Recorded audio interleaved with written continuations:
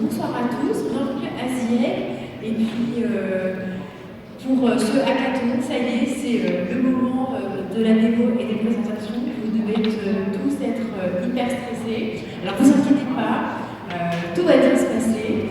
C'est juste le but de ce hackathon, c'est vraiment avant tout de proposer des chouettes solutions sur 6 thèmes autour de la sécurité, de la gestion de crise. Et Pierre Bastien de Roland Berger va pouvoir vous en parler un petit peu et vous resituer brièvement le contexte. Avant de commencer, moi je vous propose qu'on s'applaudisse, parce qu'on a vachement bien bossé.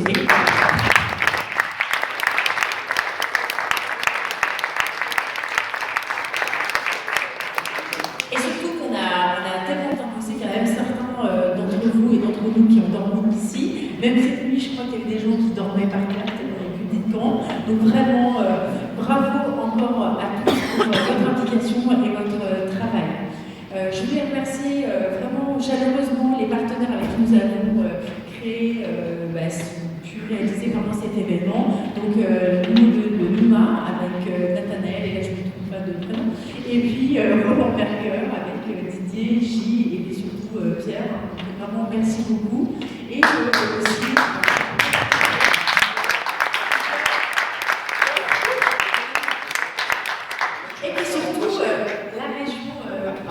la région Bruxelles-Capitale, vraiment, qui nous a permis de concrétiser ce projet, sans oublier aussi la CIRB, qui est justement la CIRB qui nous a permis aussi d'avoir ce lieu qui est magique, justement pour pouvoir travailler. On va aussi remercier Innoviris, on va aussi remercier Smart City Brussels, et puis tous les partenaires post-hackathon qui vont vous permettre à tous les participants de pouvoir continuer le travail dans le but d'implémenter les solutions. Et donc je pense notamment au Microsoft Innovation Center, je pense à Transcenda Bruxelles, à Startup Factory, à Startup at KBC. Je pense que c'est bon, Transformation T-Hub, et puis aussi à nos founding partners Google et Samsung. Donc, voilà. Donc on peut les applaudir et on peut applaudir.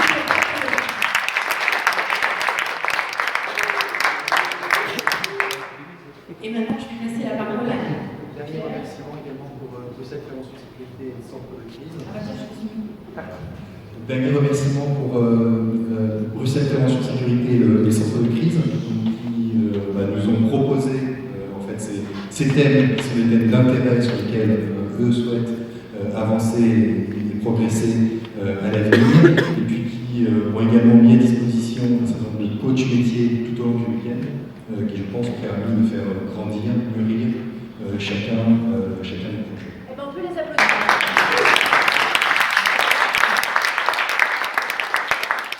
Alors, peut-être 2 mots sur le déroulé. Donc, on est au bout de 2 jours et demi d'un travail intense avec des équipes d'horizons très variés. Je pense que c'est ce qui fait justement la richesse de ce qui va être proposé cet après-midi.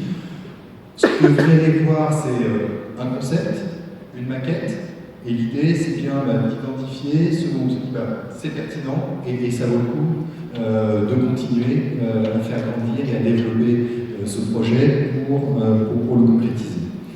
On aura 3 prix. Un prix au regard de l'impact, de la pertinence en matière d'amélioration de la sécurité et de l'efficacité de la gestion de crise. Un prix davantage centré sur le volet technologique, le projet proposant la solution technologique la plus innovante.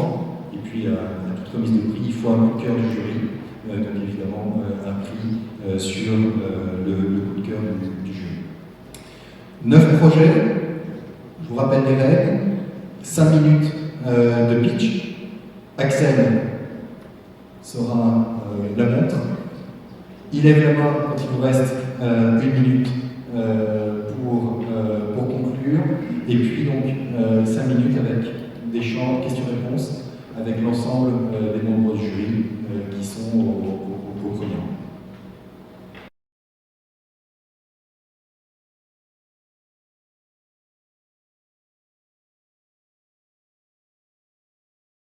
Premier projet. Bonjour à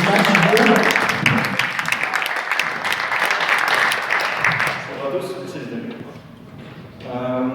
Effectivement, merci les amis.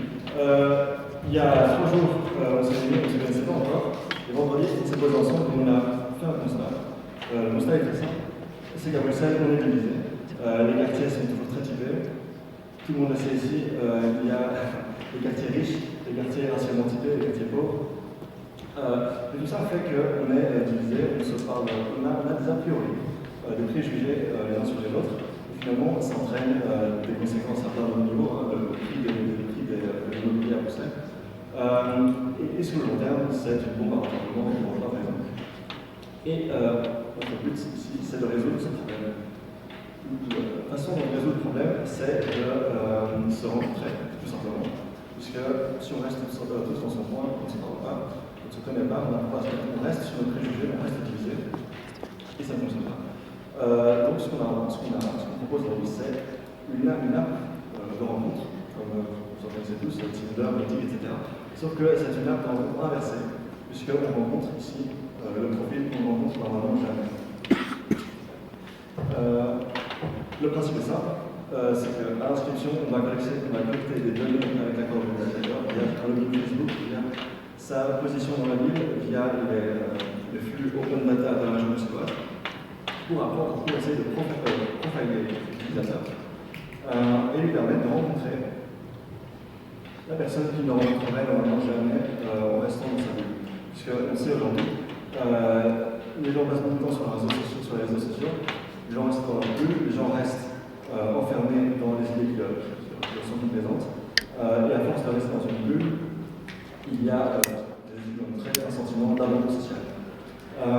Et donc, rencontrer des gens qu'on ne rencontrerait jamais d'ordinaire, élargir ses horizons, les rencontrer face à face, c'est l'objectif ici avec Mixity.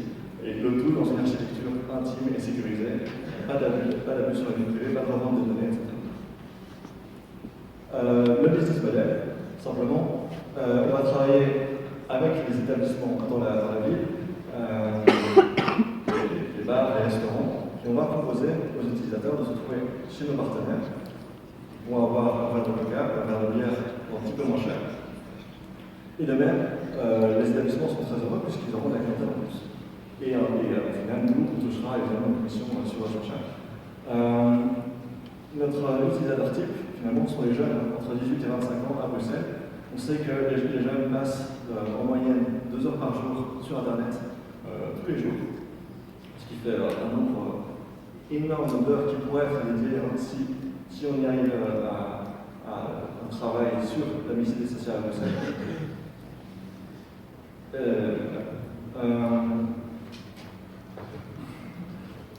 Ok. Et au final, oui, c'est ça. On compte sur vous, finalement. On compte sur votre aide, on compte sur votre support. On a besoin déjà d'une infrastructure pour travailler, pour développer notre app. On a besoin de contacts dans les infrastructures bruxelloises pour travailler main dans la main avec les autorités, main dans la main avec les organismes experts sur la question. On pense notamment au centre sur l'égalité des chances, au centre sur la sécurité à Bruxelles, prévention des incidents, pour travailler sur le long terme à des préventions d'incidents à Bruxelles, prévention de crise. Et évidemment, 2017, c'est une année qui est dédiée à la mixité sociale à Bruxelles, donc tout ça fonctionne dans ces cadres-là. Et on espère bien y arriver. Voilà. Maintenant, on va passer en régie avec Jerry qui va vous faire une démonstration de l'application.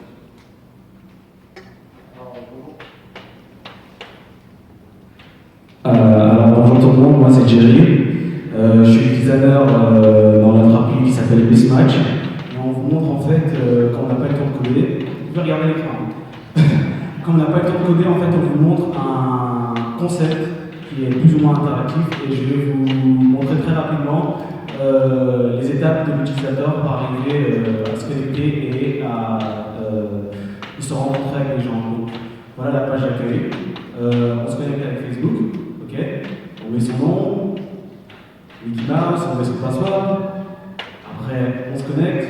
Alors là, bien évidemment, comme on a précisé, on a les conditions d'utilisateur. là où l'utilisateur doit préciser doit accepter les règles de conditions d'utilisation, et là où nous, on doit préciser à l'utilisateur qu'on n'utilise pas ces données. Donc une fois que les soit été accepté, on a besoin de alors là, on collecte les données de l'utilisateur pour établir son profil. L'utilisateur nous donne plus d'informations sur ce qu'il est. Une fois qu'il a choisi ses thèmes, ses centres de loisirs, Start Discovery, et là en fait on a les matchs de l'utilisateur. Et au lieu d'avoir des visages, on a des profils qui sont centrés sur les centres d'activité. Voilà.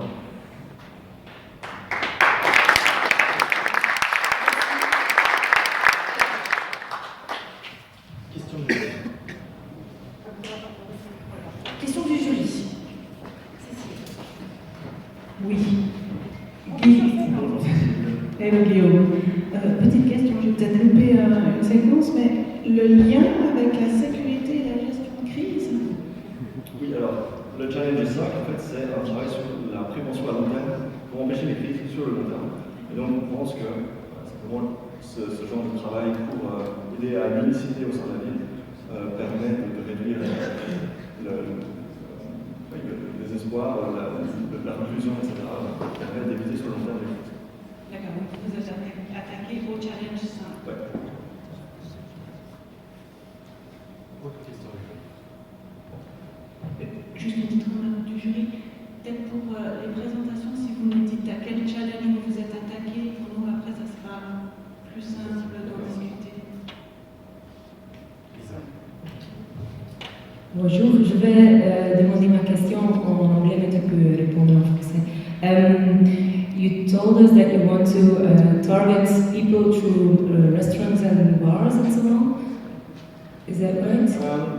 So the targeting happens on social medias via Facebook or Google traditionally, or also with the local press, RTBF, and local groups. But the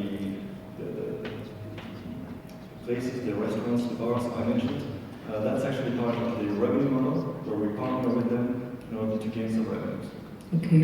And which target group will you first tackle? So which kind of target to go in a lean way and to grow fast? Sure. So if we segment the Belgian youth in a couple of segments, first of all, the psychological profile is the most obvious because you need to be open-minded to meet people who are different from you. That's our first requirement. Also, like I said, the age, we target youth between 18 and 25. And other than that, like everyone is welcome. Any neighborhood, any place. Yes, to sum up we did a market study here with the people that were here, and we established that we had very different psychological profiles. So we determined that we would choose the one that fits best our narrative, and that is that are people between 18 and 25 who spend most of their time on their cell phones and who are still in the age group where they discover things, right? So the tools that we have put in place is use events that are free and available in the city where you join and participate in activities, but also we use organize like NGOs, but like on a national level organization who help people the youth in the dangerous neighborhoods and also other youths who are trying to get involved in different neighborhoods in Brussels. So we are really targeting the youth through various means, albeit media, national organization, and social organizations. Thanks.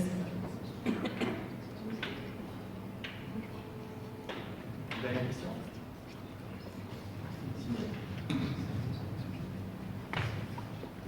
Donc, si je ne me trompe pas, vous avez dit vous pouvez toucher 120 000 personnes, c'est ça?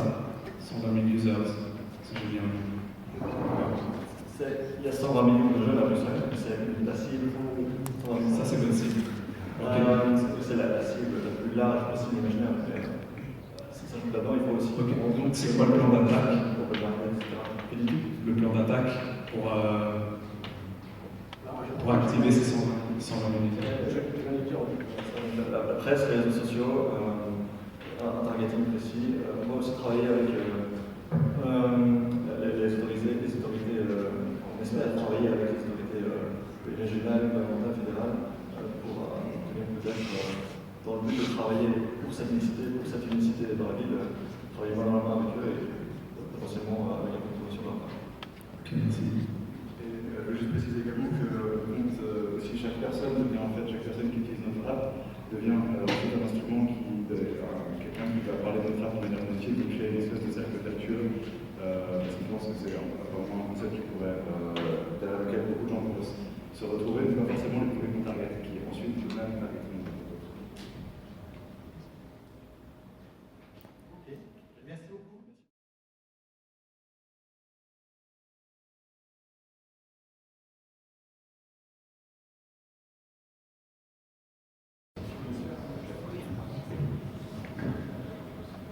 Axel? Donc voilà, avant toute chose, nous tenons à répondre au challenge numéro 4. Donc c'est analyser les transformations de frontières bruxellois et favoriser voire l'inclusion citoyenne. Pourquoi est-ce qu'on a choisi ce challenge-là? Je vais vous l'expliquer dans la présentation. Avez-vous une idée du nombre de décès liés aux maladies cardiovasculaires journaliers ici même à Bruxelles? Une petite idée? En effet. Donc, c'est 4. Alors, donc, voilà. Donc, les maladies cardiovasculaires constituent la plus grande cause de mortalité des Bruxellois. Alors, comment est-ce qu'on peut diminuer ce chiffre? Avant toute chose, il faut savoir que les chances de survie décroît en fonction des minutes passées. Donc, 1 minute après un accident cardiaque, les chances de survie décroît de 10%. Donc, prenons un exemple, au bout de la 8e minute, donc si on intervient au bout de la 8e minute, les chances de survie du patient n'ont qu'aux alentours de 20%. Voilà. Donc, ce qui est primordial de faire, c'est vraiment d'agir rapidement. La situation actuelle, qu'est-ce qu'il en est? En fait, les interventions médicales prennent du temps. Pour une moyenne de 10 minutes, donc là 10 minutes, c'est plus ou moins 15% de chance de survie. C'est souvent lié à une difficulté d'accès sur le lieu d'incident, au trafic, et aussi à l'évolution du patient. C'est vrai que son état évolue au cours du temps, donc les chances de survie n'augmentent pas. Alors, la solution qu'on va vous proposer, avant de l'introduire, je vais vous montrer une petite vidéo pour montrer.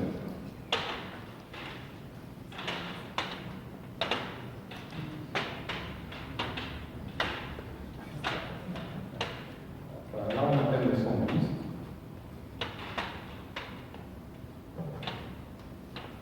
Voilà, alors, comme vous l'aurez sans doute compris, on utilise un drone médical qui, à son bord, comprend en fait des kits de survie. Dans le cas-ci, ça sera un défibrillateur. Voilà. Donc,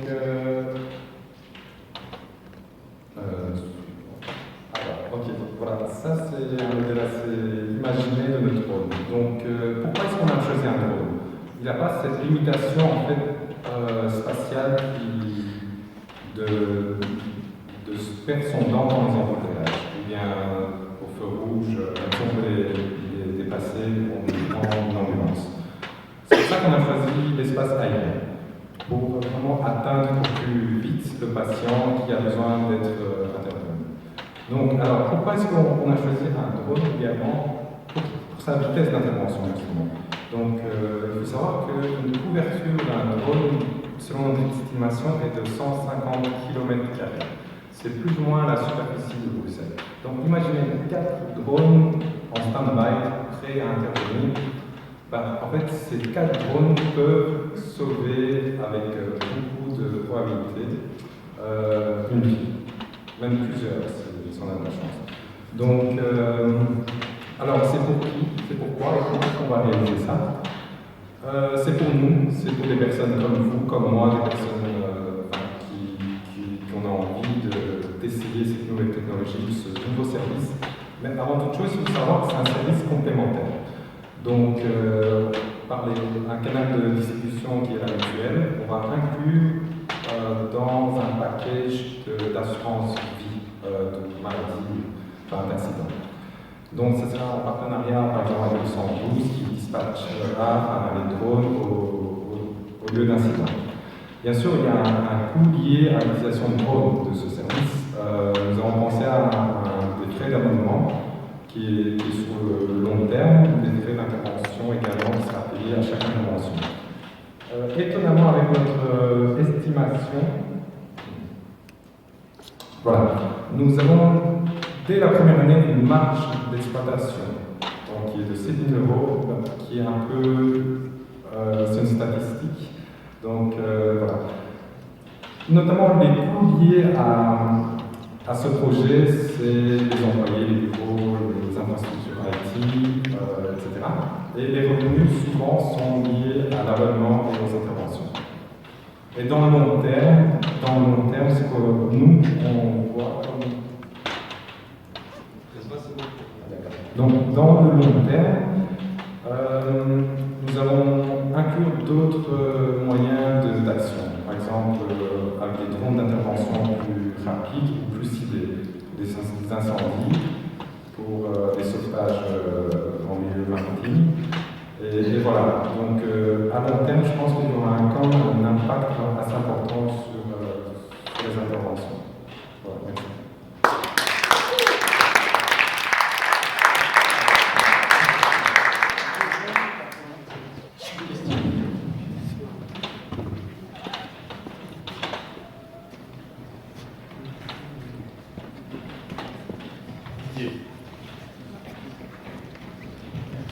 Là, merci beaucoup pour la présentation. J'avais une question. Le drone, ce qu'il amène, c'est le défibrillateur, c'est ça? Dans notre cas, dans ce cas-là, oui. Donc c'est un kit de survie qui comprend un défibrillateur, par exemple. Ok. Est-ce que vous avez pensé à la manière dont on doit alors guider la personne qui va réceptionner le défibrillateur pour pouvoir secourir la personne Le patient, en fait, il est localisé. Donc c'est un système automatique qui envoie depuis le centre des drones à...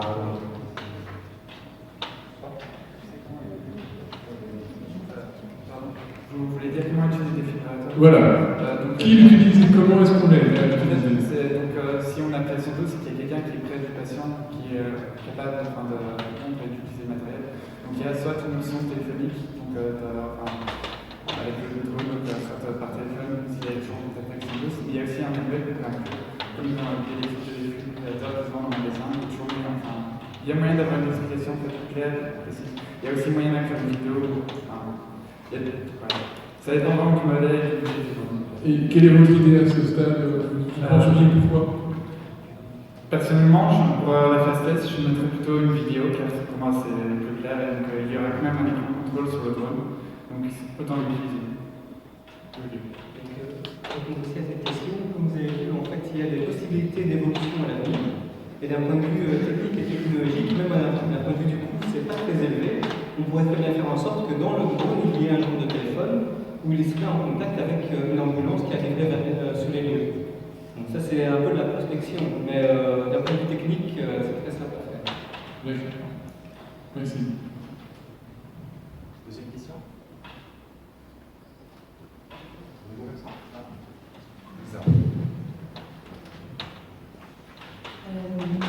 How does the team look like? Because I really want to know if you want to continue with this project and why are you complementing? I'm sorry, why are what? How is your team complementing? Actually, we all have a very different background. For example, I'm a developer.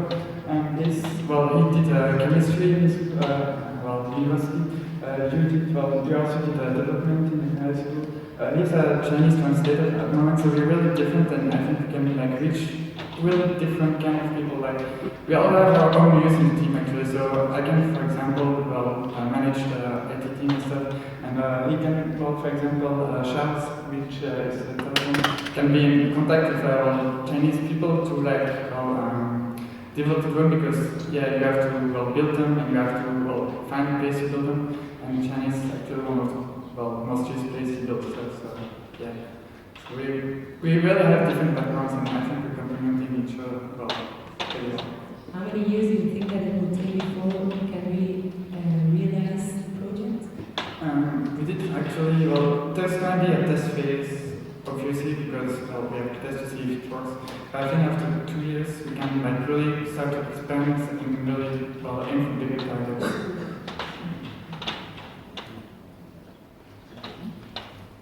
Merci beaucoup.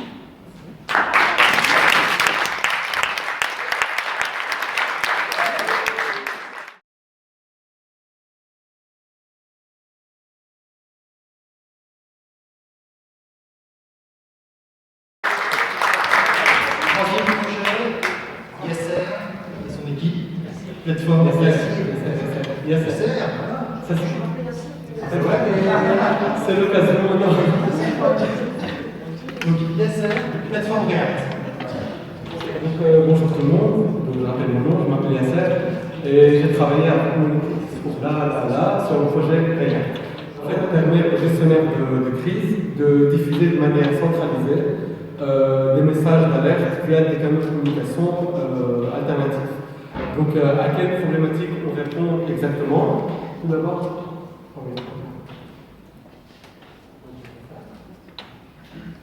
donc voilà, à quel problème on répond?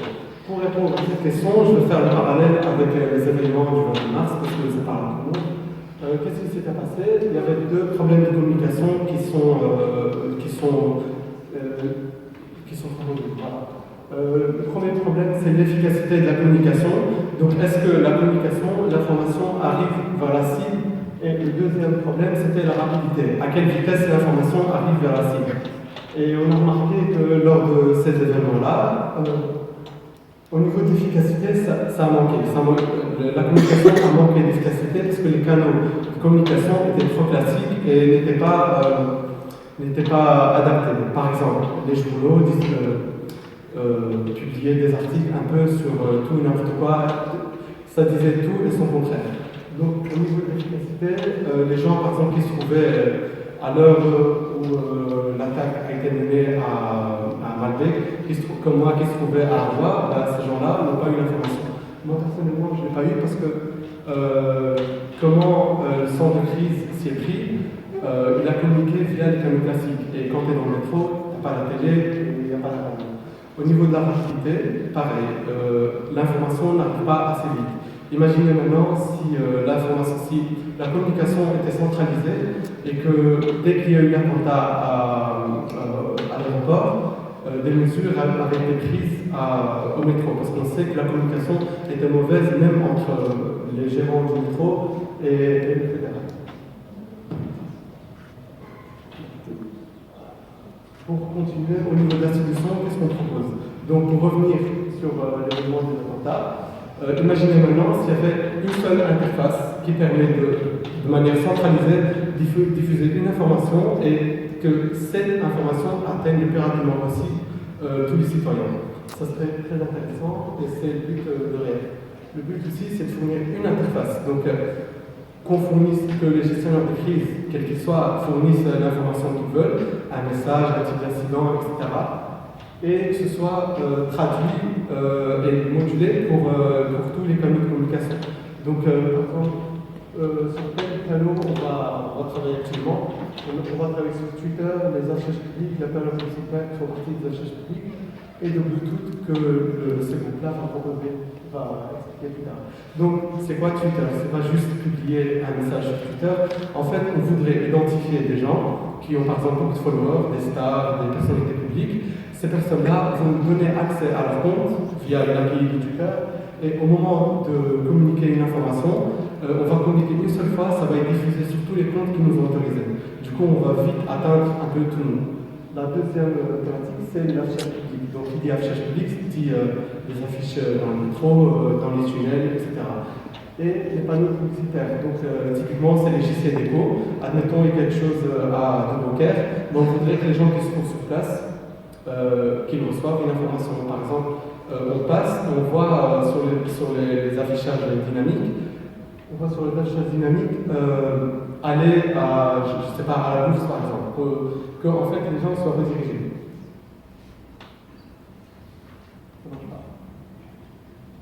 Pourquoi nous et pas les canaux normaux, les canaux traditionnels? Les canaux traditionnels n'atteignent pas tout le monde. Nous, on s'adresse aux gens dans les devices qu'ils utilisent quotidiennement, donc dans les GSM et dans la rue, et par les panneaux publicitaires. Le business model, donc on a deux volets. À court terme, on va essayer de travailler exclusivement avec le gouvernement fédéral, le temps d'avoir une base, et plus tard, ce sera plus international, donc ouvrir une plateforme à d'autres pays et sauver plus de vie. Pourquoi on a besoin de vous, les jurys? D'abord, on a besoin en ressources financières, évidemment, parce qu'on estime, par exemple, que pour développer ce projet, ça va prendre au moins un an de salaire minimum. En termes de ressources humaines, il nous faut des gens, et il nous faut aussi un accès privilégié aux partenaires, donc les GCDPO, les stars, etc. Notre équipe, on s'est divisé en deux, des techniciens et des business. Je crois que je vais les appeler une fois que voilà, c'est fini. J'invite mon équipe à monter. Ici, et je vais vous dire ça. Voilà. Merci.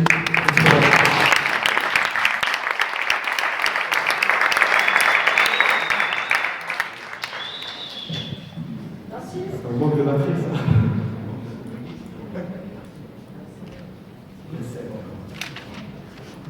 Voici Spectacle, Nassir et Salvador.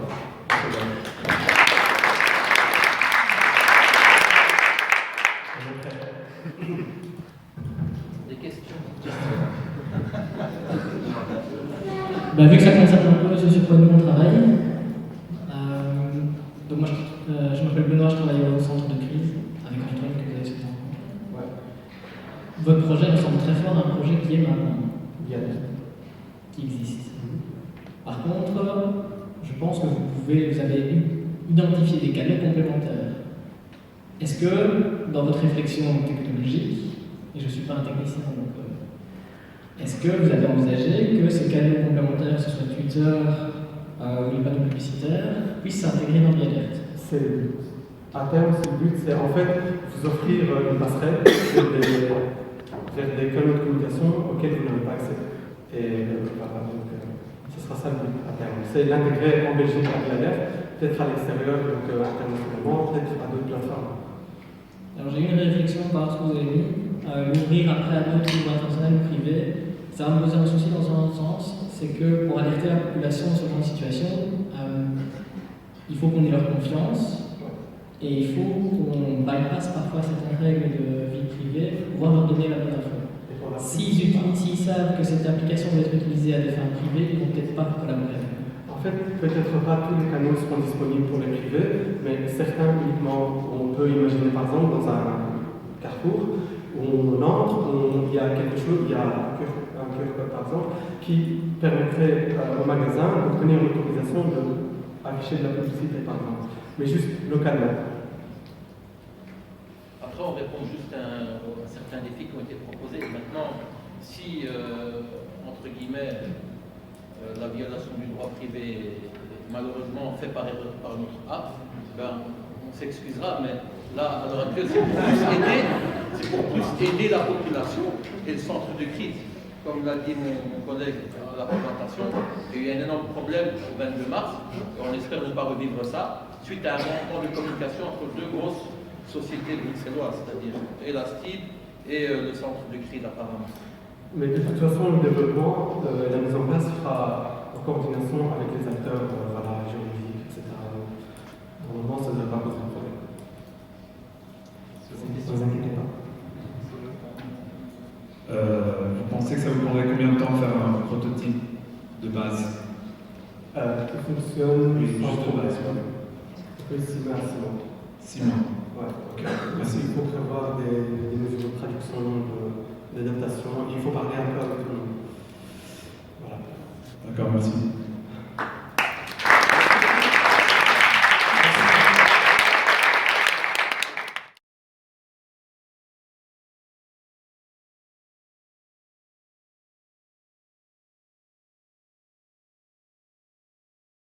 Bonjour à tous, je m'appelle Damien, lycée Youssef, c'est le dev, moi je suis chef du projet et on va vous présenter le projet NewsView qui lutte contre les fake news. Peut-être que vous avez entendu parler des rumeurs concernant les attentats de Paris, d'autres étaient vraies, la plupart étaient fausses et ce genre d'informations a créé de la panique et des rumeurs se sont propagées à la vitesse grand V.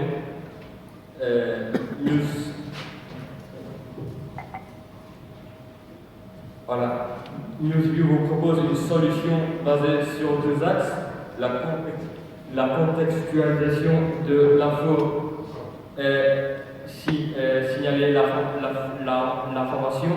Par exemple, si je suis un journaliste et que je vois un tweet sur un attentat et que je veux vérifier s'il est vrai ou il est faux, on passe par NewsView, ce qui va remettre l'info dans son contexte. Comment on va vérifier le profil de la personne qui a tweeté, l'historique de ce tweet, sa géolocalisation, et on va également avoir la confirmation officielle comme la police et l'AFP pour être sûr de l'information. Pour signaler l'information, si je suis un témoin d'une situation de crise, je me dirige vers NewsView pour diffuser l'information sur les réseaux sociaux de manière crédible, car NewsView vérifie les informations que je poste. Alors maintenant, je vais laisser vous présenter le prototype. Bonjour. On a eu 2 jours, c'était un peu short, donc on a essayé de faire au plus vite. Pour l'outil de recherche de tweets, ce qu'on a déjà fait par exemple, c'est rechercher par exemple des tweets par rapport à un hashtag. Et dans le futur, dans le futur, on aimerait bien qu'on puisse taper le nom par exemple d'un utilisateur qui a tweeté quelque chose et vérifier si ce qu'il a tweeté est crédible ou pas, en regardant par exemple le nombre de tweets qu'il a proposé ou la géolocalisation, si par exemple si lui est aux États-Unis et tweet quelque chose qui est à Bruxelles, donc automatiquement cette donnée est plus faussée que vraie. Donc ça c'est par rapport aux recherches de profil. Et par rapport à la signalisation, on aimerait aussi permettre aux utilisateurs de signaler un incident. Donc via par exemple des pages Facebook ou des pages Twitter, lui pourra par exemple donner une alerte qui sera automatiquement vérifiée par un de nos devs, de nos modérateurs, auprès de la police, auprès des services publics, auprès du centre de crise. Donc ils pourront signaler un peu tout et une fois que l'information est juste, on pourra automatiquement la publier et la partager à un maximum de personnes, que ce soit via Twitter, via Facebook ou autre.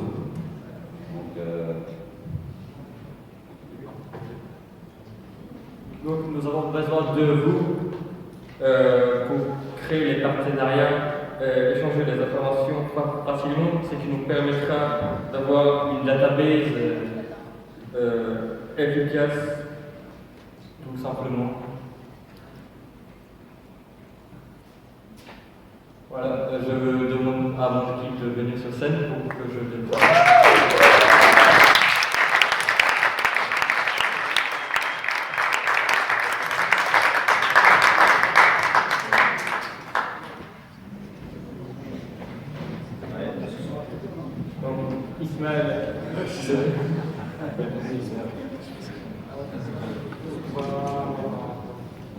Voilà, voici notre équipe de développeurs, designers. Grâce à eux, on est arrivé au bout. On a malheureusement on n'a pas eu assez de temps pour terminer le site, mais c'est en bonne voie en tout cas. Merci à eux.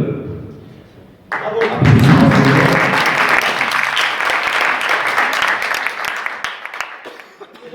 Si nous souhaitons nous lancer demain dans le projet, on a déjà de ce que nous vous demandons de faire. On voudrait se lancer dans le développement du mode de recherche depuis Facebook par date, par utilisateur et par hashtag. Ensuite, on voudrait cibler les données des utilisateurs afin de permettre de vérifier la véracité de ces tweets. On voudrait blacklister les personnes qui ont fait profil ou bien qui ne sont pas du tout fiables, ayant cité une fausse information dans le passé, être en partenariat avec les différents services citoyens pour une meilleure utilisation de l'information. J'espère que le projet vous a plu. Merci beaucoup de nous avoir entendus.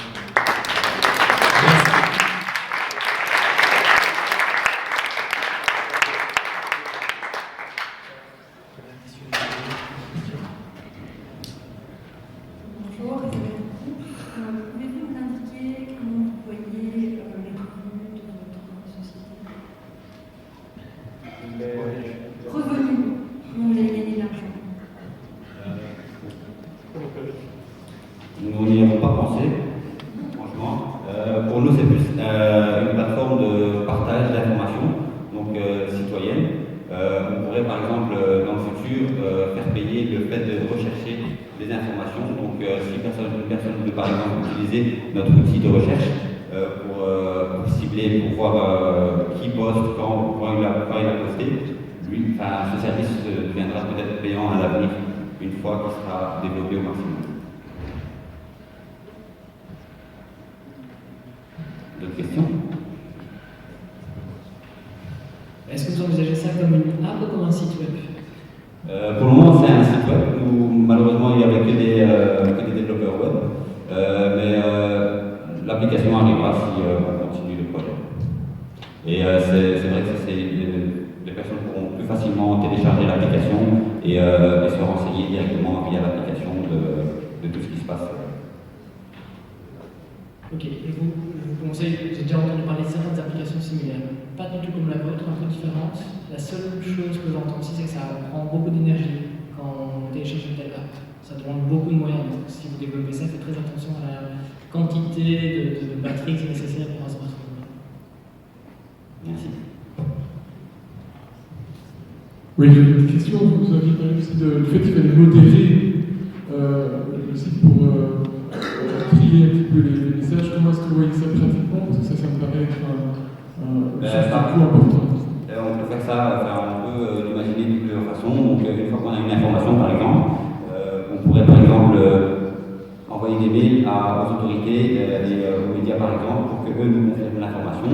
Et par rapport à ça, on pourra par exemple faire des lives Facebook pour faire des appels à preuves. Donc de telle façon à ce que les utilisateurs qui sont sur place puissent envoyer des photos ou des vidéos de ce qui se passe sur l'endroit même. Parce que les premières personnes concernées, c'est ceux qui sont sur place. Donc le temps que les policiers arrivent et tout le reste, il y a les utilisateurs qui pourront faire par exemple des lives Facebook ou autre chose. Et par rapport à ça, les médias pourront aussi le confirmer.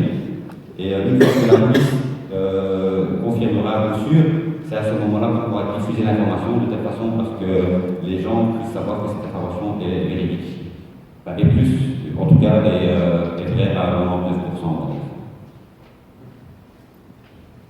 Merci beaucoup. Vous en prie.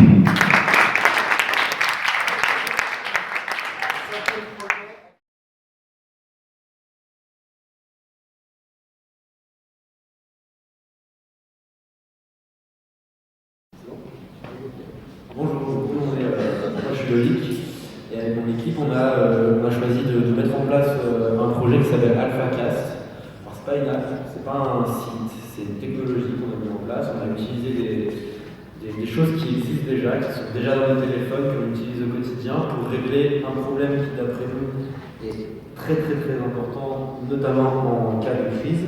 C'est la possibilité, et c'est la problématique à laquelle on répond, d'utiliser des moyens alternatifs de communication en cas de cessation d'un réseau ou ce genre de choses. C'est ça.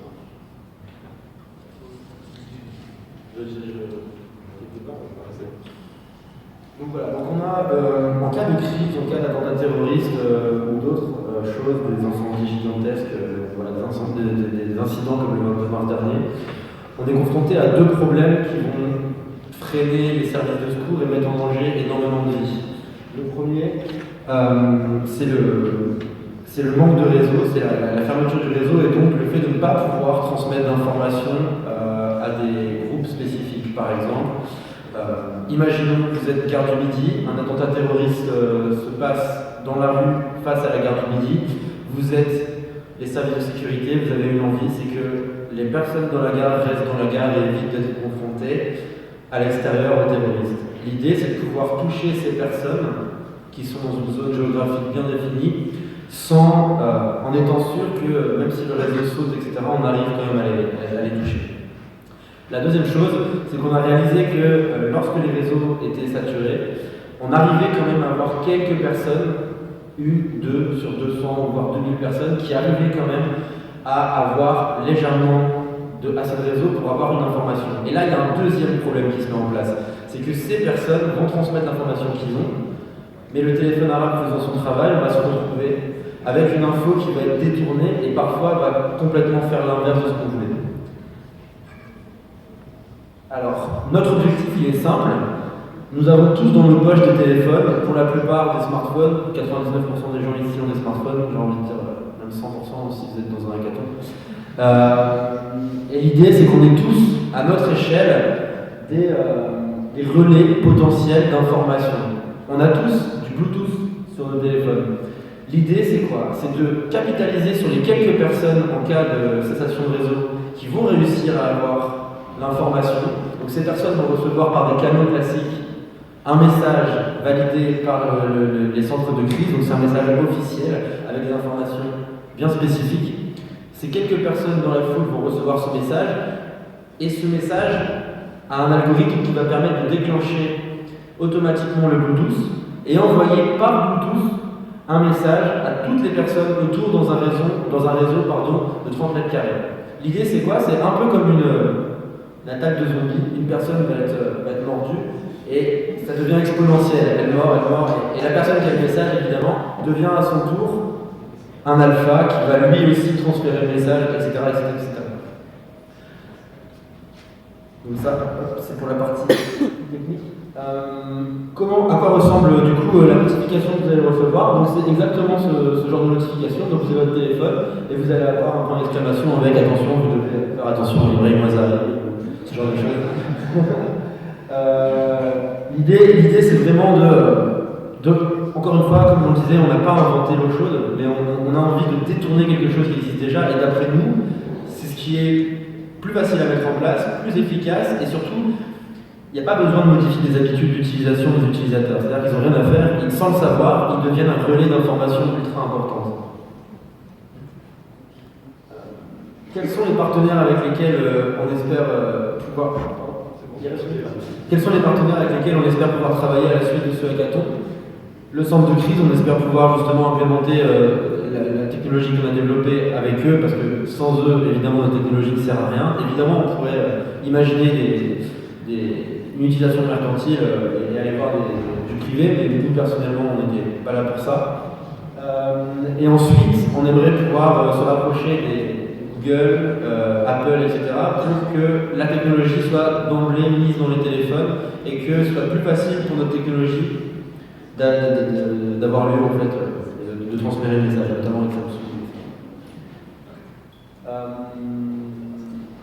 On avait pensé à un système d'abonnement, et ça encore une fois c'est ce que je disais juste avant, notre objectif n'est pas mercantile, on a vraiment dans l'idée de venir... Pardon. Ça c'est notre équipe du coup que je vais inviter. Pardon?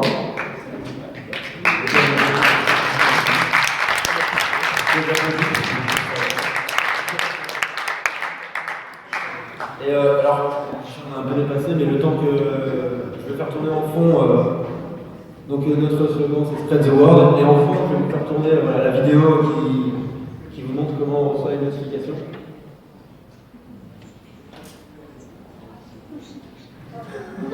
Ça arrive, ça arrive.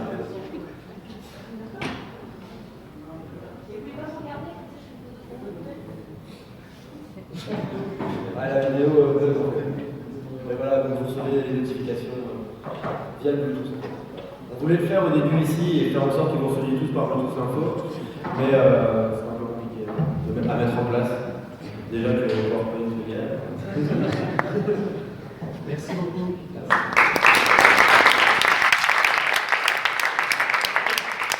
Question du jury. Benoît et Alors, je répète, je ne suis pas un technicien.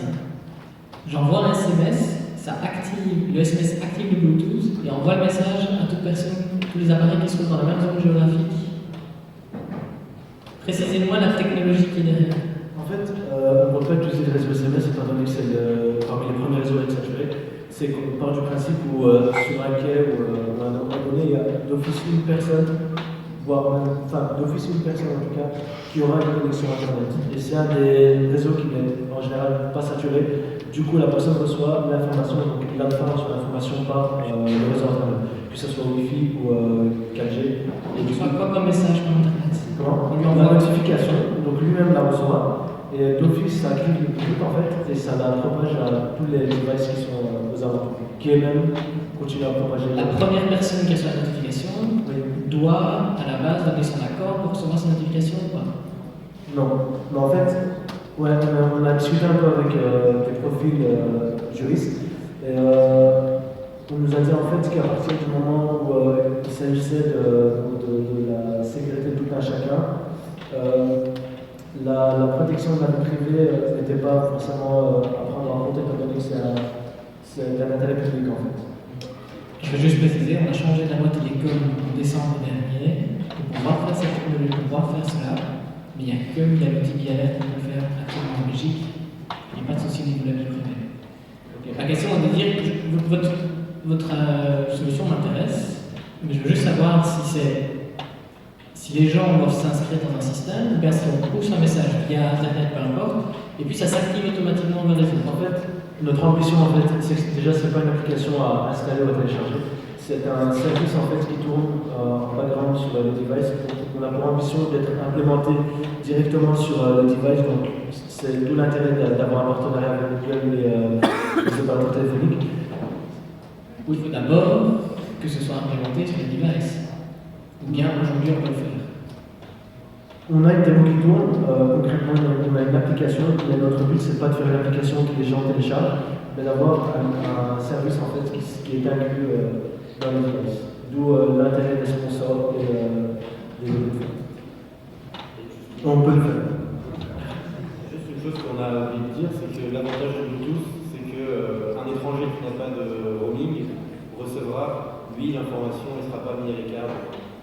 Je vais juste vérifier la différence avec une application qui existe déjà qui s'appelle FireChat, qui permet aussi des communications via Bluetooth, mais qui nécessite évidemment que les personnes téléchargent l'application et communiquent entre elles via Bluetooth. En fait, on sait que le taux de téléchargement des applications lancées par l'État, il est inférieur à 3%. Donc,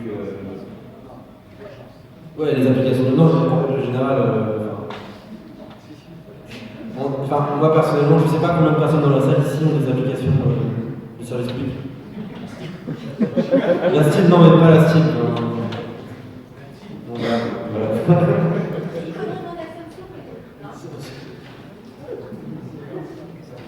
D'autres questions?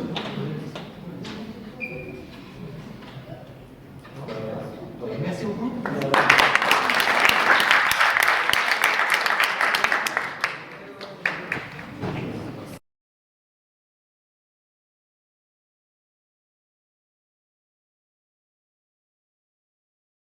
Projet GetCheck. Bonjour, je m'appelle Youssef et je monte ce projet-là qui s'appelle GetCheck. En gros, qu'est-ce que c'est GetCheck? C'est juste un nouveau moyen pour bien consommer un outil assez bête que nos ancêtres presque n'importe quelle solution d'urgence, mais au cas de faillite, tout simplement, l'implémentation de ces procédures-là, de ce savoir-faire.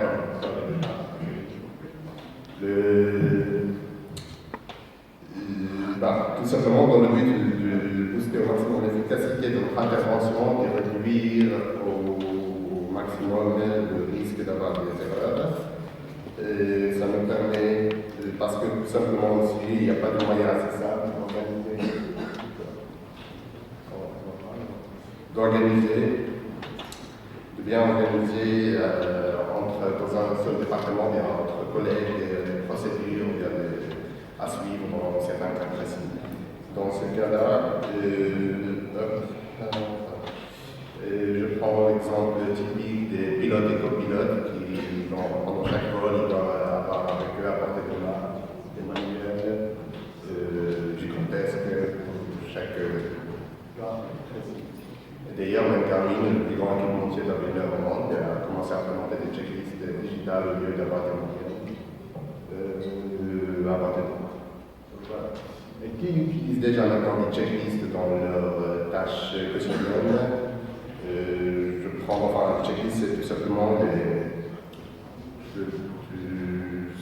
ont été utilisés dans le passé, même aujourd'hui, à partir des interventions des commandos de chefs de département jusqu'aux constructeurs des gratte-ciel, sans parler de certains consommateurs de services après-vente, ou bien même souvent des hôpitaux aujourd'hui dans le département chirurgical. Et je prends à titre d'exemple le fameux John Hopkins où chaque infirmier, chaque rôle dans une opération médicale a sa bien checklist clinique. Il y a aussi l'Organisation de santé mondiale qui nous a recommandé depuis 2009 d'utiliser et d'implémenter des programmes spécifiques pour aider les hôpitaux à implémenter des checklists dans leur process pour réduire tout simplement le taux d'infection post-intervention médicale et le risque de décès suite aux opérations, aux interventions. Bon, comment j'essaie de résoudre ça? C'est tout simplement en implémentant une solution assez simple, disponible via l'application web ou via l'application mobile, pour pouvoir gérer, créer des checklists réutilisables qui répondent aux procédures qu'on connaît déjà. Ça permettra généralement de gagner du temps, souvent surtout dans certains avions, le copilote perd assez de temps, dans certains cas bien précis, jusqu'à 80 secondes, rien que chercher la procédure bien exacte dans certains cas, et après à l'exécuter, ça demande souvent l'intervention du copilote et du pilote ensemble pour pouvoir exécuter leur checklist. Alors, il fallait tout simplement pouvoir exécuter à la lettre les procédures qu'on avait déjà prévues. D'ailleurs, c'est tout simplement avec une checklist que j'ai pu réaliser une toute petite démo. Il ne m'a pas nécessité plus de 6 heures. Et donc, ça, c'est des screenshots. Et maintenant, c'est une petite vidéo que c'est possible. Jonathan, quelle vidéo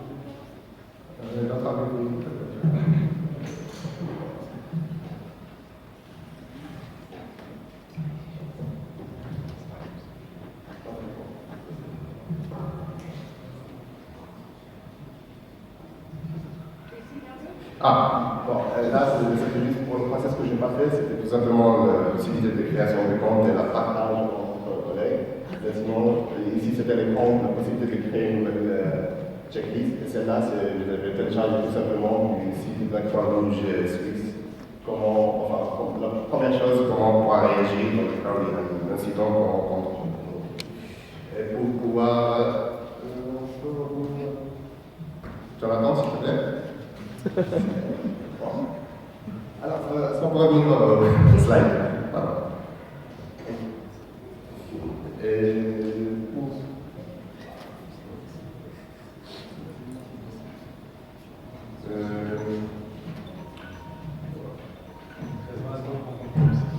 Oui, mais est-ce qu'on peut passer au slide, s'il te plaît? Bon, pour tous ceux qui veulent déjà tester l'application, elle est disponible via l'URL suivante.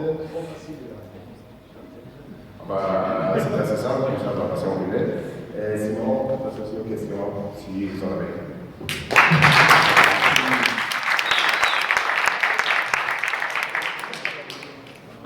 Question. Quelle est l'audience principale visée par Monsieur tout le monde qui veut tout simplement booster l'efficacité de sa vie journalière, que ce soit au boulot ou bien dans des interventions, dans des cas. Il y a ceux qui travaillent dans des interventions rapides, genre sapeurs-pompiers, ambulanciers. Bien. Oui, bien sûr. Là, la facilité, ce que j'avais imaginé, parfois je n'ai pas pu le faire parce qu'il me le montrait, parce que on a tout de suite fait quelques heures extra vidéo. La possibilité de, genre toi, tu peux créer des checklists, des procédures sous forme de checklist et tu peux alors partager d'une manière publique, comme tout le monde peut aller télécharger l'application, ou bien tout simplement, vous êtes dans un seul département, vous pouvez l'implémenter en interne, la partager en interne. Autre question? Merci beaucoup, Youssef.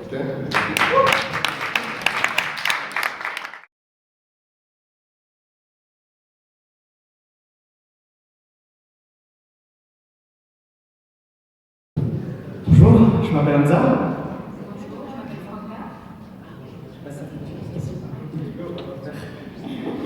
Bonjour, je m'appelle Franca.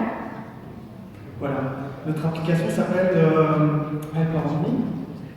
Et donc c'est une application qui regroupe une communauté de personnes qui peuvent signaler un danger ou appeler au secours grâce à la géolocalisation. Imaginons Sandrine, elle est enceinte, elle est toute seule à la maison, elle est à terme, elle est à 9 mois, son mari habite au travail de l'autre côté de la ville et il faut qu'elle aille à l'hôpital d'urgence, elle a pas le temps d'appeler une ambulance et les taxis ne prennent plus les femmes enceintes. Donc elle appuie sur le bouton et elle signale qu'elle a besoin d'être emmenée à l'hôpital et les personnes qui sont dans son entourage voient que quelqu'un a besoin d'aide pour être conduit à l'hôpital et ils peuvent l'appeler ou venir jusqu'à elle pour l'accompagner. Un autre cas un peu plus grave, pire, imaginons que Younes, qui est témoin d'un attentat à l'aéroport, son ami est grièvement blessé et il essaye de joindre les secours, mais il y a beaucoup de fumée, donc il est un peu perdu. Il veut expliquer où est-ce qu'il se trouve exactement dans cet aéroport-là. Grâce à l'application, il peut signaler sa position et donc un médecin qui aura l'application pourra venir à son aide grâce au GPS. En fait, cette application permet aux utilisateurs de l'ORMI de prévenir tous les autres utilisateurs et les services de secours, si c'est nécessaire, de tous les dangers auxquels ils sont confrontés, que ce soit pour aider quelqu'un ou si c'est eux qui subissent quelque chose de grave. C'est une application interactive et donc elle permettra à Child Focus, la Croix-Rouge et la police fédérale d'envoyer des notifications urgentes à toute la communauté. Chaque utilisateur de l'application possède un avatar, ce qui fait que ça rend l'application attractive. Parce qu'en fait, aujourd'hui, ce qu'il faut absolument donner aux gens, c'est le réflexe d'appeler au secours, que ce soit pour eux ou pour aider quelqu'un. Parce que malheureusement, les gens je ne sais pas pourquoi, mais ils sont comme paralysés quand ils sont face au danger, que ce soit en tant que victime ou en tant que témoin. En effet, les expériences sociales faites en caméra cachée prouvent que la majorité des gens n'interviennent pas lorsqu'il y a une agression ou un problème. Souvent, ils tournent le dos et ils n'appellent pas les secours. Et donc, avec cette application-là, on espère que les personnes puissent agir via cette application. On entend encore trop souvent aujourd'hui des jeunes qui se suicident parce qu'ils sont harcelés et qu'ils n'ont pas pu appeler au secours. Il y a aussi des femmes battues qui sont battues et qui n'osent pas aller à la police, n'osent pas se plaindre. Et on espère avec cette application pouvoir aider tous ces gens-là. Pour terminer, on espère que cette application puisse vraiment répondre à l'ensemble des 6 challenges qui ont été proposés par Brussels Tech Care. Pour rappel, qui sont en fait d'activer les canaux de communication alternatifs en cas d'urgence. Et donc là, en fait, on se propose en fait comme un mini réseau social donc, géolocalisé qui va pouvoir répondre à ce besoin-là. Faciliter le traitement, enfin point 2, c'était point 2, donc faciliter le traitement de la communication multilingue en cas d'urgence. On espère aussi que l'application soit multilingue et donc les personnes qui téléchargeront l'application pourront avoir l'application dans leur propre langue. Le troisième point, c'était recueillir et vérifier et traiter les messages d'urgence sur les réseaux sociaux, sur la toile. Là aussi, quand il y aura des incidents, le fait que les personnes signalent les problèmes qu'il y a là où ils se trouvent, automatiquement, s'il y a X personnes qui font le signalement, l'urgence est signalée. Améliorer le ciblage des campagnes de prévention et amplifier le réco. Ça aussi, on a pensé justement à inclure la police fédérale, la Croix-Rouge et Child Focus, excusez-moi, de prévenir, on va dire, sur ce réseau social de tout ce qui est incident et personnes disparues. Donc voilà. Dernier point, c'était prévenir les appels au débordement lors de regroupement, et ça c'était la police fédérale aussi qui pouvait intervenir à ce niveau-là, des notifications. Donc voilà, j'espère que ça a été clair pour vous, et si vous avez des questions, n'hésitez pas.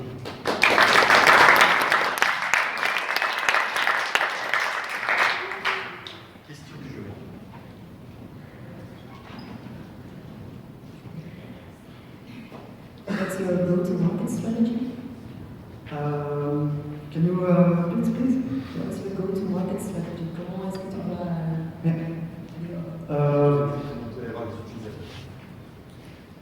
C'est a great question that... En gros, je peux faire en français. C'est une bonne question, hein. Comme je l'ai dit, en fait, on espère que justement cette application va répondre à un besoin des utilisateurs. Donc s'il y a un besoin, je pense que les utilisateurs pourraient très bien l'utiliser. Ici, c'est aussi un réseau social, mais c'est un réseau social qui est un peu différent de ce qu'on trouve aujourd'hui avec Twitter, Facebook, et qui est vraiment axé sur la localité. Et donc, on essaie d'agir vraiment sur ce qui est local et bien plus précis que ce qu'on peut avoir dans la sphère d'étoiles aujourd'hui, comme Facebook, où c'est vraiment très diffus. Et donc, voilà, je ne sais pas si ça répond exactement à votre question. L'application est gratuite, c'est un service dans la population.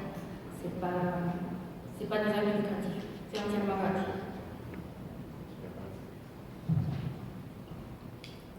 Et alors après un week-end de folie, où en est le développement du prototype en tant que tel?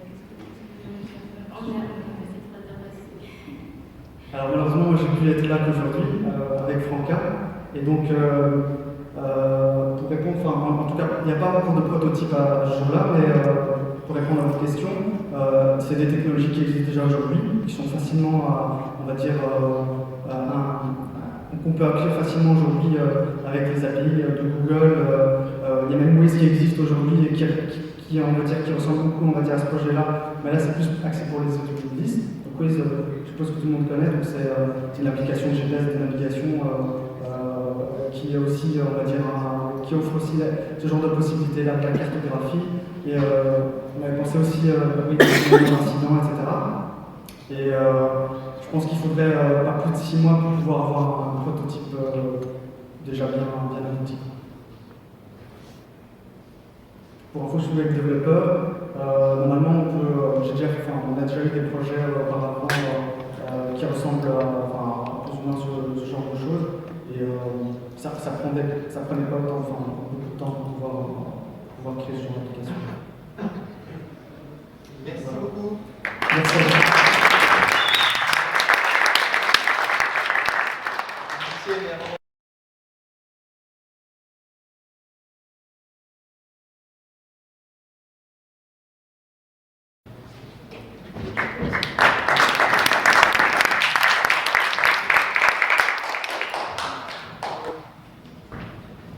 Bonjour, mesdames, messieurs, enchanté d'être ici. Je suis content de pouvoir présenter notre projet #NBottle. Alors, il faut savoir qu'actuellement, ici, à l'extérieur, quelque part, il y a eu un accident. Rachid est bloqué dans sa voiture et il a vraiment besoin d'aide, mais il serait de bord d'avoir, il est de bord d'appeler. Par chance, un passant passe, il voit la situation, essaie d'évaluer le fait que ça doit immédiat ou pas, et envoie un tweet pour signaler qu'il y a une voiture s'est crashée et qu'il a besoin d'aide. Un autre passant envoie un message sur Facebook pour demander de l'aide à ses amis qui habitent dans la région, alors que l'autre est en train de prendre une photo de l'accident qui l'intéresse et est en train de le poster sur Instagram. Qu'est-ce que toutes ces applications ont en commun? En en fait, c'est l'utilisation du hashtag. En fait, une nouvelle mode depuis ces quelques années est de mettre des hashtags partout. Et ce hashtag a une puissance assez importante, car il permet en fait de filtrer cette information et de détailler. En quoi est-ce que c'est utile? En fait, c'est utile parce qu'en utilisant les différents réseaux sociaux, qui sont Twitter, Facebook, Instagram, les majoritaires, on va permettre aux services d'urgence d'avoir des yeux sur place, d'être virtuellement présents. Ah oui, désolé. Il me semble bien qu'il y a un problème. Désolé pour ça. Donc oui, le hashtag qui va nous permettre en fait d'aller filtrer l'information sur les réseaux sociaux, de n'avoir plus que certaines informations qu'on va pouvoir laisser. Alors voici Rachid. Maintenant que vous avez eu la photo, que vous avez eu 3 infos sur ce qui lui est arrivé, vous pouvez en fait commencer à évaluer les compétences qu'il va falloir envoyer sur place. Donc grâce à Facebook et à Twitter, on a pu recueillir des commentaires, on a pu recueillir des témoins, on a pu recueillir des gens qui étaient sur place, des gens qui peuvent aider. On a aussi la position GPS parce que certaines applications mettent par défaut la position de la photo et la position du tweet.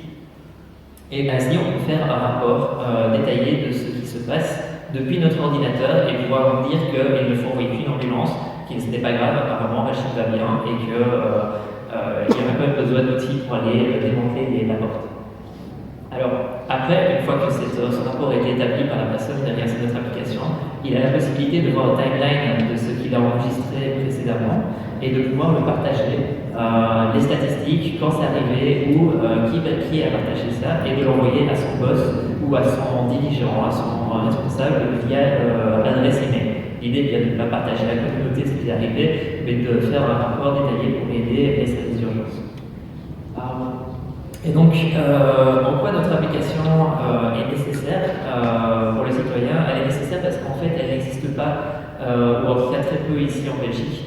Par contre, elle est fort utilisée en Inde, où le service de communication téléphonique est très peu existant ou très coûteux. Elle existe en Chine pour pouvoir gérer les citoyens. Elle existe au Japon pour pouvoir gérer les news du gouvernement. Donc, la Belgique a un petit cran en retard là-dessus. Alors que les médias et les médias qui diffusent nos informations utilisent intensivement le hashtag. Il existe énormément d'applications déjà mises en place, mais elles sont soit trop coûteuses, soit trop complexes. Une personne qui doit gérer un service d'urgence doit pouvoir enregistrer des contacts, des images, faire un archive, mais il n'a pas besoin de savoir toutes les statistiques sur la puissance du tweet, la répercussion sur le réseau et toutes ces informations qui sont vraiment entre eux. C'est aussi une première brique qui permettrait une action citoyenne. En fait, en Inde et au Japon, ce sont les citoyens qui, à l'aide du hashtag, communiquent avec les services. Pas parce qu'on leur a installé une application ou parce qu'on leur a demandé, non, juste parce qu'ils savent que les services publics utilisent ces services pour aller réparer une route, ou pour aller aider quelqu'un qui est en détresse, ou pour aller éteindre un feu. Si on sait que le gouvernement est là et les services sont là pour nous aider à distance, on peut partager avec les informations volontairement. Et ils n'ont aucune façon, ils ne doivent pas changer leur mode de vie pour nous aider, vu que de toute façon, en fait, on utilise déjà les données publiques. Et donc, ce n'est juste que les éduquer à être plus responsables et à aider les services. De quoi avons-nous besoin? Donc, on a pu tester l'application, elle fonctionne sur les réseaux sociaux et il n'y a pas de problème là-dessus. Mais ce que nous avons besoin, c'est surtout d'experts avec qui on peut tester cette première aventure. Donc on a besoin d'experts avec qui on va pouvoir tester sur Bruxelles, puis ensuite sur une autre ville de Belgique, propager ça à la Belgique, et si ça marche, à ce moment-là d'aller plus loin. Et donc pour pouvoir faire cette première étape, il nous faut aussi un financement qui nous permettrait de, durant 3 ou 4 mois, prototyper cette première application et faire des tests conséquents dans la vraie vie. Bien sûr, l'idée serait de vendre après l'application selon un business model qui serait adapté à la nouvelle application qui serait créée après ces 3 ou 4 mois. Une première idée serait de faire un système d'abonnement que les services publics verraient si elles utilisent le service. Et donc, le fait de le répandre sur l'Europe ou sur le monde nous permettrait d'avoir un financement suffisant pour faire vivre l'application, vivre les mises à jour et donc avoir une utilité citoyenne. Merci bien.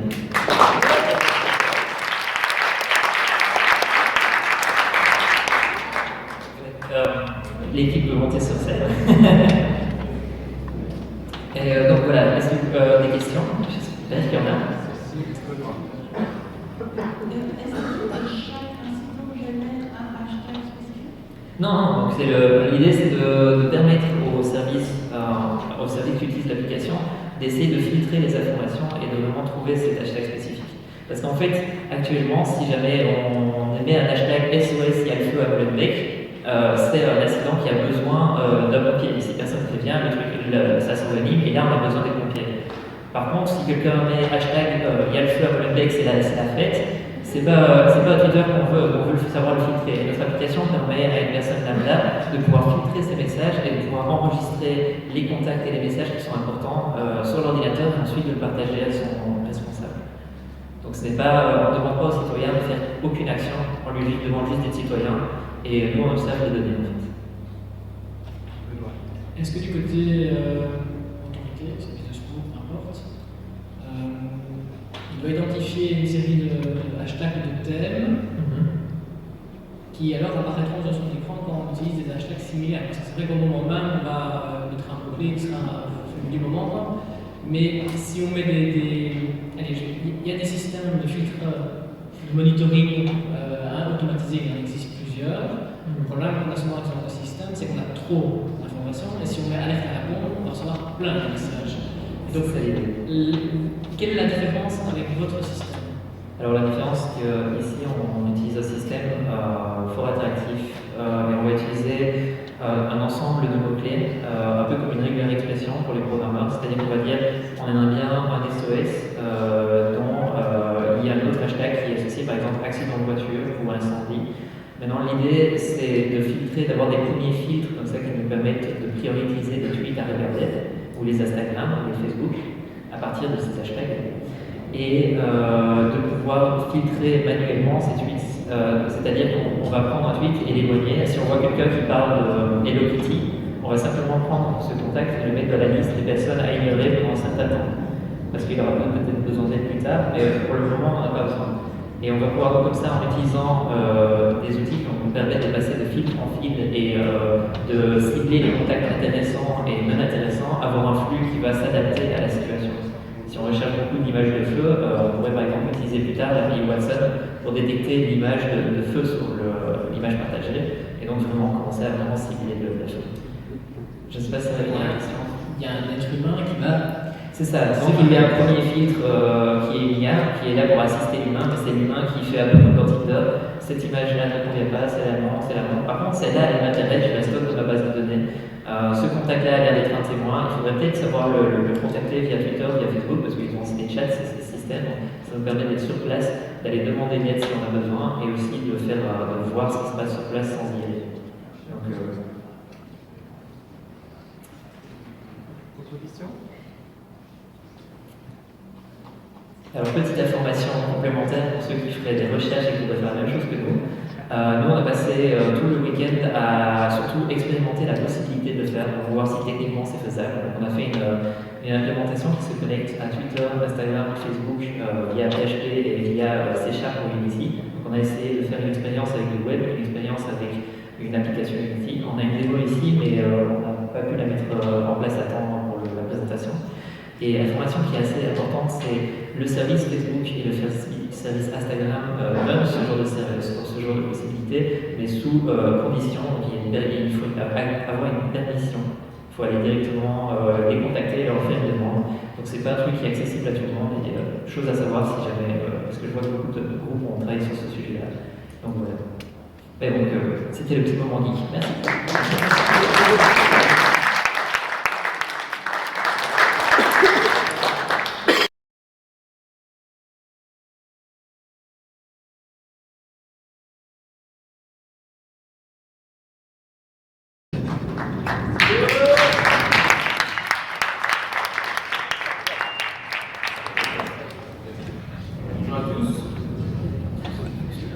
Bonjour à tous. Nous, ce vendredi, donc on a fait avec notre équipe un constat simple. C'est que lors de chaque grande crise, donc une crise majeure, on a tous été témoins d'une véritable mobilisation de la part des personnes qui étaient à proximité du lieu d'incident. Donc que ce soit pour encadrer, rassurer, aider d'une manière quelconque. Ça nous a beaucoup inspiré donc, pour le projet qu'on va présenter aujourd'hui. Donc voilà, donc en partant de ce constat, on s'est dit, c'est bien, il y a plein de gens qui aident, mais il ne faudrait pas que ça devienne la cacophonie. Du coup, on s'est dit, on va se baser sur les gens qui connaissent les secours, les gens qui connaissent tout ce qui est médical, tout ce qui est d'urgence, tout ce qui est les pompiers, etc., pour pouvoir intervenir sur des crises. Donc, pour expliquer de manière plus précise, nous, ce qu'on veut, c'est pouvoir mobiliser, enfin du moins les services d'urgence, puissent mobiliser des gens qui sont déjà des professionnels et qui sont à côté ou très proches d'une crise pendant le laps de temps où les services d'urgence vont arriver sur la table. Donc du coup, on a déjà été analyser un petit peu quels sont les profils qui sont susceptibles d'intervenir, qui sont susceptibles néanmoins d'analyser la situation et d'échanger avec les services de secours en direct. Donc de ce fait, on a développé un premier prototype d'application qui est à destination donc, de ces fameux professionnels et de ces volontaires. Donc il leur permet en fait de recevoir une notification pour leur dire voilà, il y a une crise à un certain endroit, est-ce que c'est possible à l'heure actuelle que tu te déplaces ou que tu puisses rentrer en contact directement avec les services d'urgence à ce propos. Donc de là, il peut oui ou non accepter et il peut être traqué, c'est un grand mot, il peut être géolocalisé par les services d'urgence pour voir dans quel délai est-ce qu'il est mobilisable. D'un autre côté, on permet justement aux services d'urgence de pouvoir avoir un œil sur justement tous ces volontaires et de voir qui peut rapidement être sur place. Ouais, ça c'est bon.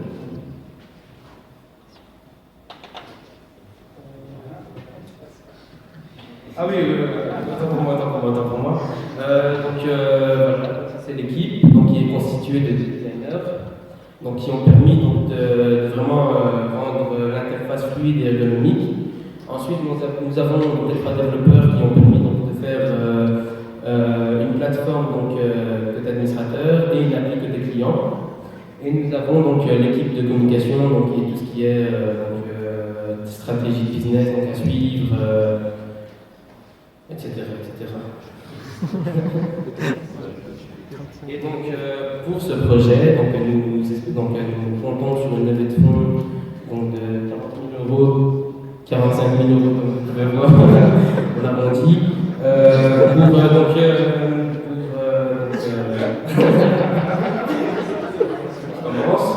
donc nous comptons en fait sur une levée de fonds de 45 000 €.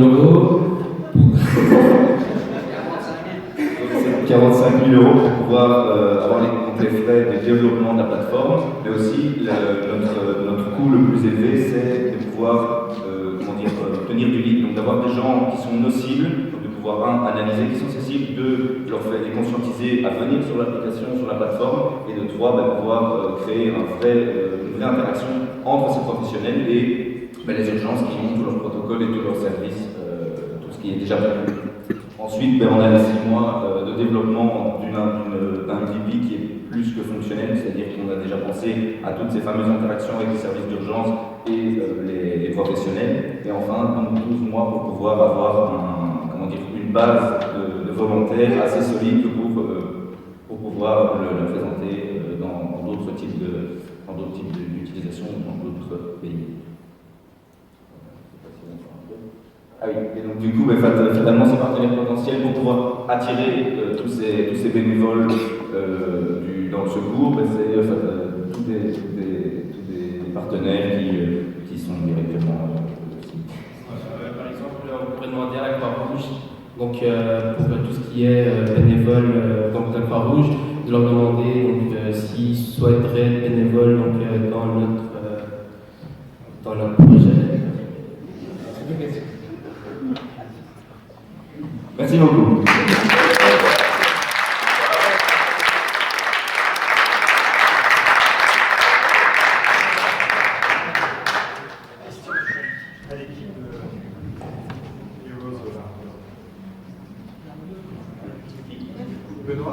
J'ai juste une question.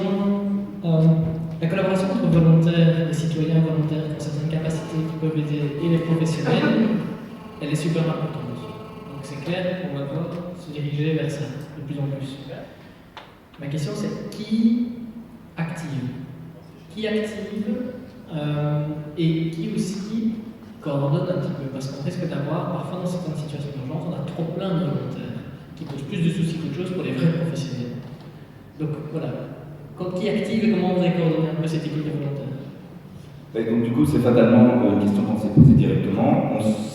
C'est un service qu'on donne directement au service de secours. Donc c'est-à-dire que nous, on ne va pas gérer tout cet aspect-là. On donne par exemple au 112 le service, et c'est lui qui peut tout d'abord mobiliser ces gens-là. Et après, on veut vraiment rentrer en contact avec le service de secours, avec tous les différents services qui existent, pour savoir comment est-ce qu'on peut organiser sans... Ça reste une base de volontariat. Donc il y a un moment où il faut pouvoir créer un cadre où il peut peut-être y avoir des injonctions d'autorité. Néanmoins, tout se base sur le fait qu'il y ait quelqu'un qui se porte volontaire, et donc il faut créer cette interaction-là tout seul, comme ça on n'a pas su le faire, parce qu'il y a plein d'éléments qu'on n'a pas pu prendre en compte, mais on veut vraiment pouvoir rencontrer les différents acteurs qui puissent nous éclairer. Lisa?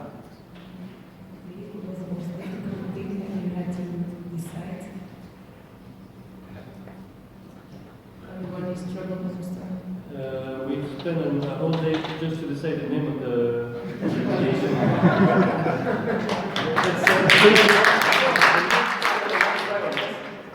Without that, we didn't have the visual aspect of the application and the site.